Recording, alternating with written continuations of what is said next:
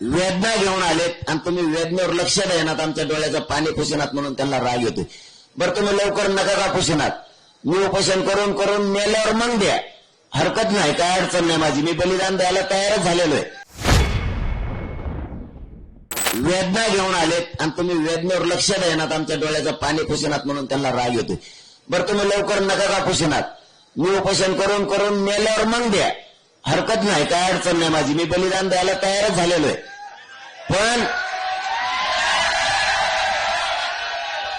पण तुम्ही त्यांना इथं दुकानं बंद करायला लावू नका.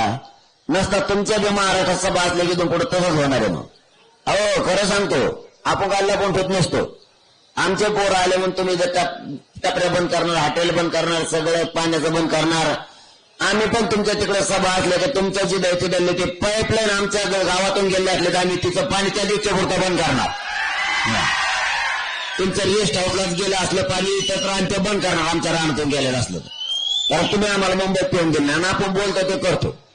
तुमच्या आमदार मंत्र्याचं जर आमच्या तिथून पाईपलाईन गेले असल्या तर आम्ही त्या बंद करणार. कारण तुम्ही आमचे लेकरं उपाशी मारायला लागले तर जशाला तसं होणार.